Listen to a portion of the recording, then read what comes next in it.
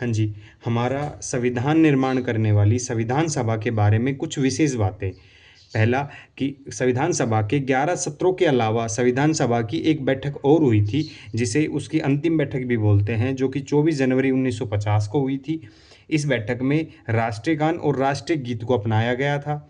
Doctor Rajendra Prasad को भारत के पहले राष्ट्रपति के रूप में चुना गया था और 26 जनवरी 1950 से लेकर जो पहले चुनाव होंगे उसमें जो सरकार चुनी जाएगी उनके बीच के अंतराल के लिए अंतरिम सरकार चुनी गई थी। इसके लिए कुछ आवश्यक तथ्य जो हैं वो क्या हैं कि संविधान सभा द्वारा हाथी को प्रतीक के रूप में, मोहर के रूप में, यानी संविधान सभा की जो मोहर थी उसका जो प्रतीक था वो था हाथी। दूसरा, HVR अयंगर संविधान सभा के सचिव थे। संविधान सभा के जो सचिव थे वो HVR अयंगर थे। और LN मुखर्जी संविधान सभा के मुख्य प्रारूपकार थे। अब यहाँ से कन्फ्यूजन रहता है कि डॉक्टर अंबेडकर और ये, क्योंकि अंबेडकर प्रारूप समिति के अध्यक्ष थे और मुख्य जो प्रारूपकार थे वो LN मुखर्जी थे, यहाँ पर कन्फ्यूजन रहती है। प्रेम बिहारी नारायण रायजादा भारत संविधान के प्रमुख सुलेखक थे, यानी जो संविधान लिखा गया उसका जो सुलेखन जो किया था वो प्रेम बिहारी नारायण रायजादा ने किया था, और जो कि एक इटैलिक शैली में उसको लिखा गया था।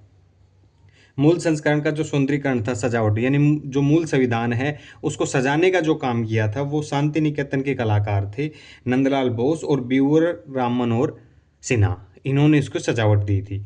हिंदी संस्करण का जो सुलेखन था वो वसंत कृष्ण वैद्य ने किया था। सर BN राव को संविधान सभा के लिए संविधान सलाहकार चुना गया था। अब BN राव के बारे में कुछ प्रश्न आपके मन में होने चाहिए। पहला, ये कौन थे? संविधान निर्माण में इनकी क्या भूमिका थी? डॉक्टर भीमराव अंबेडकर के कामों से इनका काम कैसे अलग था? और सबसे बड़ी बात ये कि BN राव संवैधानिक सलाहकार होते हुए भी उनको संविधान सभा का सदस्य क्यों नहीं कहा गया? Thank you.